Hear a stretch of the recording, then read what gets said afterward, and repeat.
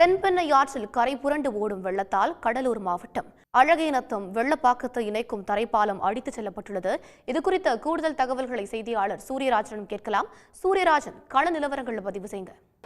கண்டிப்பாக. அதாவது தென்பெண்ணை ஆற்றில் வரலாறு காலாத வெள்ளம் காரணமாக கடலூர் மாவட்டத்தை பொறுத்தவரை ஒரு மிகப்பெரிய ஒரு பாதிப்பு உள்ளாயிருக்கு.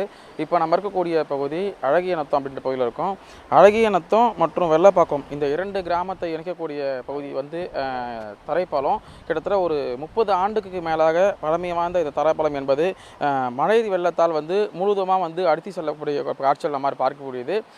இந்த தரைப்பாலம் என்பது அடித்து செல்லப்பட்டது காரணமாக சுற்றி இருக்கக்கூடிய ஒரு 10 கிராமத்துடைய பொது போக்குவரத்து என்பது முற்றிலுமாக பாதிக்கப்பட்டுள்ளது. இது மட்டும் இல்லாமல் நம்ம இருக்கக்கூடிய இந்த அழகியநத்தம் பகுதியிலிருந்து புதுச்சேரிக்கு கிட்டத்தட்ட 2 to 3 கிலோமீட்டர் தொலைவு தான் இருக்குது. இருந்தாலும் கூட இந்த பகுதியில் அமைக்கப்பட்ட போலீசாருடைய சோதனை சாவடியும் கூட இந்த மழை வெள்ளத்தால் அடித்து செல்லப்பட்டது. மேலும் இந்த பகுதியில் கூட மக்கள்கிட்ட பேசுவோம். சார், எப்போது இந்த தரைப்பாலம் அடித்து செல்லப்பட்டது? இந்த தரைப்பாலம் அடித்து செல்லப்பட என்னென்ன பிரச்சனை சந்திக்கிறீங்க நீங்கள்?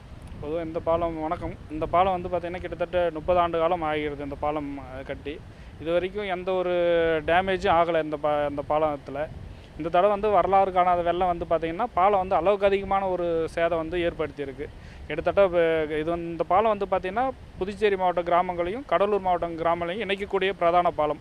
இந்த பாலம் இடையூறு இருக்கிறதுனால விவசாய பொருட்கள் பொதுவாக அந்த பக்கம் எடுத்துகிட்டு போய் விற்க முடியல.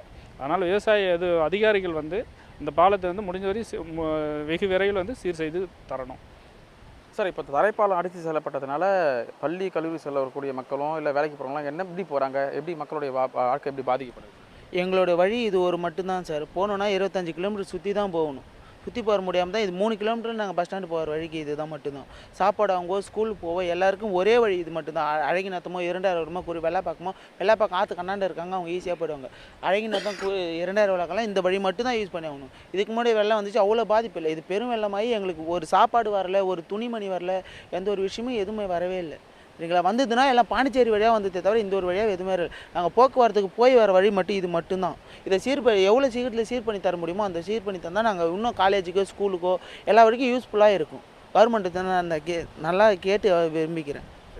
அதாவது கடலூர் மாவட்டத்தை பொறுத்தவரை இந்த வெள்ளைப்பாக்கம் மற்றும் அழகியநத்தம் இந்த 2 கிராமத்தை பொறுத்தவரை இணைக்கக்கூடிய இந்த தரைப்பாலம் என்பது தென்பெண்ணை ஆற்றில் ஏற்பட்ட வெள்ளப்பெருக்கு காரணமாக அடித்து செல்லப்பட்டதன் காரணமாக ஒரு கிட்டத்தட்ட 10 கிராம மக்களுடைய இயல்பு வாழ்க்கை என்பது முற்றிலும் பாதிக்கப்பட்டுள்ளது. எனவே தமிழக அரசு மிக விரைவில் இந்த சேதமடைந்துள்ள தரைப்பாலத்தை உடனடியாக சரி செய்து விரைவில் மக்களுடைய பயன்பாட்டுக்கு கொண்டு வரணும் அப்படின்னு தான் இந்த பகுதியுடைய மக்களுடைய முக்கியமான கோரிக்கையாக இருக்கின்றது.